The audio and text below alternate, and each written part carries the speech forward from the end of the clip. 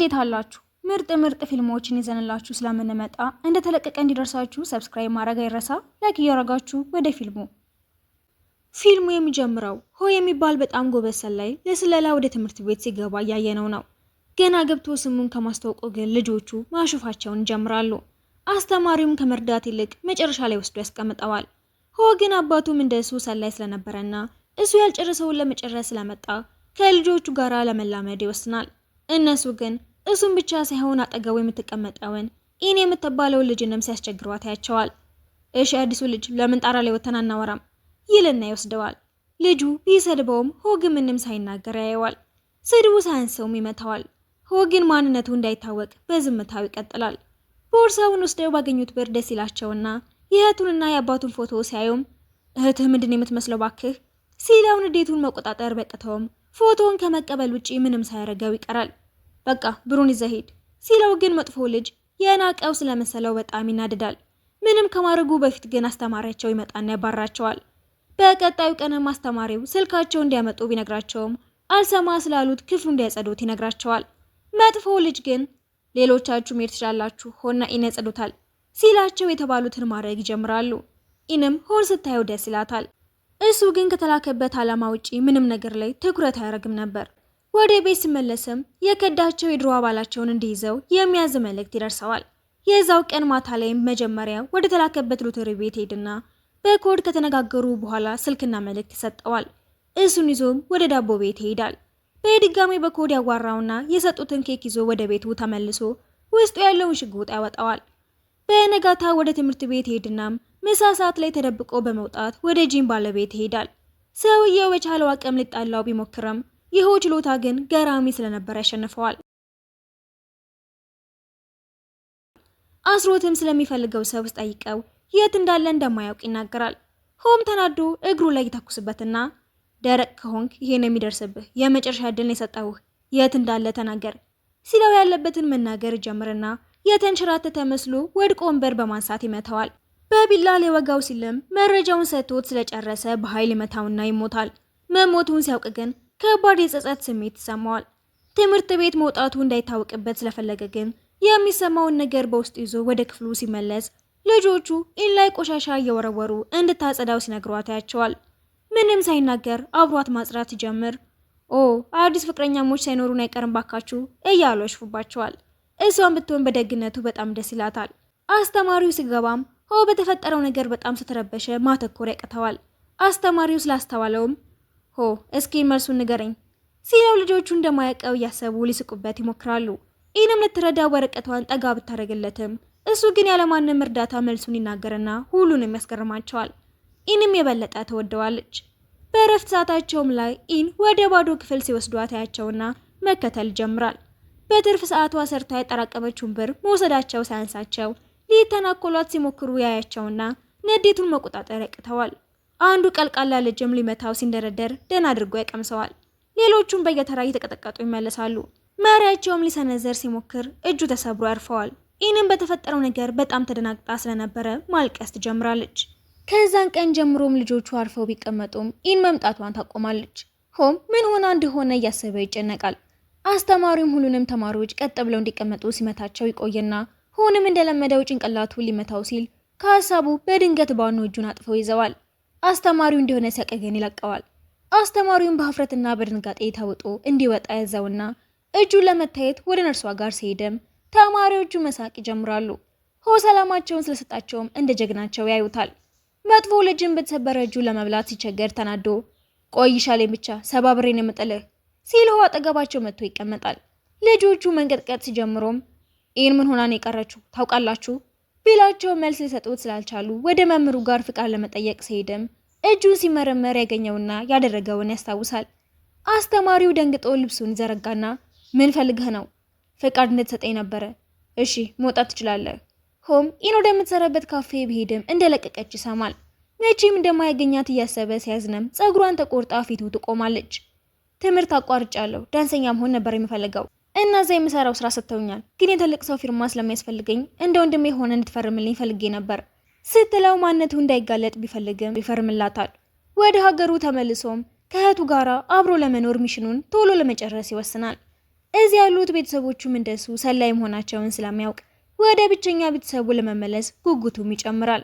ኢንንም ወደ ቤቷ እየሸኛት እንክብካቤውን ስታይ ለሱ ያላት ፍቅር ቢጨምርም እሱ ግን እንደ ታናሽ እህቱም ያያታል። ቤተሰቦችሽስ? ልጅ ያለውን የሞቱት ከዛ በኋላ ራሴን ነው እየሰራው የሚያስተዳድረው።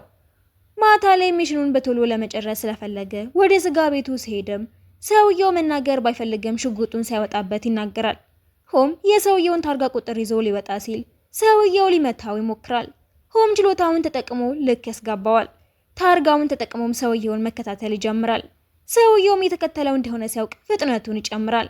ሆም ሽጉጡን ያወጣና መተኮሱን ይጀምራል። መጀመሪያ መስኮቱን፣ ቀጥሎ መስታወቱንና ጎማውን ይመታውና የተዘጋ መንገድ ጋር ሄዶም ይጋጫል። ሰዎች እያዩትና ፎቶ እያነሱት መሆኑን ሲያገኝ ይመለሳል።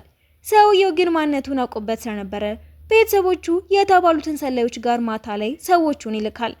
እናት የተባለችው ሴትንም ያሰቃያትና ካዝና ውስጥ ያለውን ዳይመንድ ከወሰደው በኋላ ይገላታል። ከላይ የነበረውን አባት ጋር ሄዶም በሰላም በተቀመጠበት ይገለዋል። ሰዎቹም ብርና ዳይመንዱን ሲሰበስቡ እሱ በኩራት ሶፋው ላይ ተቀምጦ ሆን መጠባበቁን ይጀምራል። ሆ ግን እንደደረሰ የተፈጠረው ይገባውና እራሱን ለሚደርስበት ጥቃት ያዘጋጃል። ከሰውየው ጋር ሲጣሉም እህቱን እያሰበ ስለነበረ ሰውየውን ያሸንፈዋል። ሰውየው ይሄ ሲገባውም ሽጉጡን ያወጣል። ሽጉጡን አስጥሎትም ጥላቸውን ይቀጥላሉ። ከብዙ ትግል በኋላም ሰውየው ቢላ ያወጣና ሊወጋው ይሞክራል። ሆም እንደምንም ቀምቶት ይወገዋል። ያሸነፈ ቢሆንም በሱ ምክንያት የሞቱት ሰዎች ግን ያሳዝኑታል። ቢሆንም ግን ማንነቱ መታወቅ ስለማይችል መሳሪያዎቹን ኦቭን ውስጥ ይከታቸውና ጋዙን ይበጥሰዋል። መንገድ እንደጀመረም ቤቱ ይፈነዳል። ፖሊሶችም ስለ ፍንዳታው ሲያጣሩ የሆን ዩኒፎርምና ስሙን ያገኙታል። ስለ ሁኔታው የበለጠ ሲያጣሩም ከሌላ ሀገር የመጣ ሰላይ መሆኑ ይደረስበታል። መሄጃ አጥቶ የመጨረሻ ልትረዳው የምትችል ሴት ጋር ሄድና ተጎድቶ ስለነበረ እራሱን ስቶም ይወድቃል። በሴትዮዋ እርዳታም ቶሎ ሻለውና ወደ ቤቱ ለመመለስ ቢጓጓም አለቆቹ የጠፉትን ዳይመንዶች ይዞ ከተመለሰ ከእህቱ ጋር እንደሚኖር ቃል ስለገቡለት ወደ አዲሱ ሚሽኑም ይመለሳል። ዳይመንዱን ወደሚቀያየሩበት ቦታም ጥቃት ሲጀምር የናቁበትና ለማምለጥ ሲሞክሩ ቦምብ ይጥልባቸዋል። ዋናዎቹ ቢሞቱም አብሯቸው የነበረው ሰው ግን ቦርሳውን ይዞት ይጠፋና ይደበቃል። ሆ ግን የተደበቀበትን ቦታ ይደርስበትና ሚሽኑን ይጨርሳል። ከመመለሱ በፊትም ለእህቱና ለረዳችው ሴት የሚሆኑ አንዳንድ ነገሮችን ይገዛላቸዋል። ሴትየዋንም በጣም አመሰግናለሁ፣ ወደ ቤቴ ልመለስ ነው ይላትና ኢንንም ሊሰናበታት ይሄዳል። እንደተባለውም ወደ ሀገሩ ለመመለስ እየጓጓ ወደ መርከቡ ሲሄድም ሰውየው ይወገዋል። እንደምንም እየታገለ ምን እያረክ ነው? በጣም ምስኪን ነህ። ማንም ሰላይ ወደ ሀገሩ ተመልሶ እንደማያውቅ አታውቅም እንዴ? ሲለው አባቱንም በዛ መንገድ እንደገደሉት ይገባዋል። ተስፋ ሁሉ ተመናምኖም ሰውየውን ይገለውና ወደ አሮጊቷ ሲመለስ እሷንም በፖሊስ ተከባ ያገኛታል። ሴትየዋም ስታየው እንዲያመልጥ ትነግረዋለች። እሱም እንዳለችው መሮጥ ይጀምራል። ፖሊሱ ግን ሲሮጥ ስላየው ቢከተለውም ይጠፋበታል። የሚሄድበት ያጣው ሆም ኢን ጋር ይሄዳል። በእሷ እንክብካቤም እየተሻለው ይመጣል። ዜና ላይ ስለማንነቱ ብትሰማም አይዞህ፣ ለማንም አልናገርም፣ ጥሩ ሰው እንደሆን ካውቃለሁ፣ ለእህቴ ብዬ ነው እዚህ ሁሉ ችግር ውስጥ የገባሁት ይላትና ቀን ቀን እስኪሻለው ድረስ ትደብቀዋለች። ወደ ገበያ ስትወጣም ፖሊሱ ያገኛትና ስለ ሆል ጠይቀሽ ፈልጌ ነበር፣ አግኝተሹ ታውቂያለሽ እንዴ? አይ ምንም አላውቅም ብላ ትክድና ወደ ቤቷ ስትመለስ የተፈጠረውን ትነግረዋለች። የሆል አለቆችም ዳይመንዱ እንዲሰጣቸው በማሰብ እህቱን ይዘዋት ወደ እሱ ጋር ሄዳሉ። አለቃው ደውሎ በዳይመንዱ እህቱ እንደሚቀይሩት ቃል ሲገባለት ያለችው ብቸኛ ቤተሰብ ስለሆነች ይደነግጣል። እንደተባለው ለማድረግም የላኩለት ቦታ ሲሄድም የሞተሩ ድምፅ ኢንን ይቀሰቅሳታል። እንደሄደ ስታይም ፈርታ ስለነበረ ለፖሊሱ ትደውለታለች። ሆይታ ባለ ቦታ ደርሶ እህቱን ሳያት ደስ ይብለውም ዳይመንዱን ሲሰጣቸው እንደሚገሉት ያቀዱለትን ስለማያውቅ በገዛ እግሩ ወደ መጥበዳቸው ይገባል። ዳይመንዱ ሊሰጣቸው ሲልም የሽጉጥ ድምፅ ይሰማል። ወዲያውም በብዙ ፖሊሶች ይከበባሉ። የሆነም ህይወትን ያተርፉለታል። ሆኖም ግን እህቱን የያዘው መኪና ያመልጣል። ሆ ሲከተለው ቆይቶ እንደማይደርስበት አምኖ ተስፋ ሊቆርጥ ሲል ፖሊሶቹ ያስቆሙትና እህቱንም ያተርፉለታል።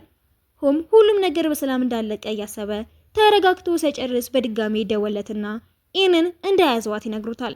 እሱም ነገሩ በቶሎ እንደማያልቅ ስለገባው ለፖሊሱ የሚሄድበትን ነግሮት ብቻውን ወደ ተባለበት ቦታም ይጓዛል።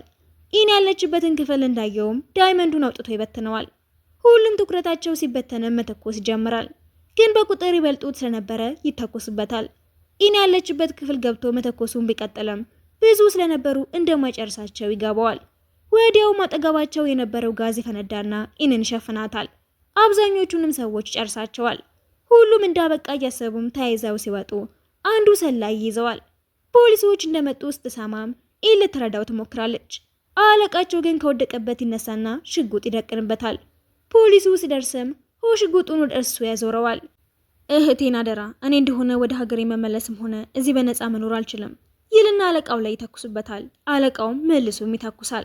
ፖሊሱም ሆኖ ወደ ሆስፒታል ለማድረስ ይዘውት ቢወጣም እስከ መጨረሻው እስትንፋሱ ድረስ የእህቱን ስም እየጠራ ያሸልባል።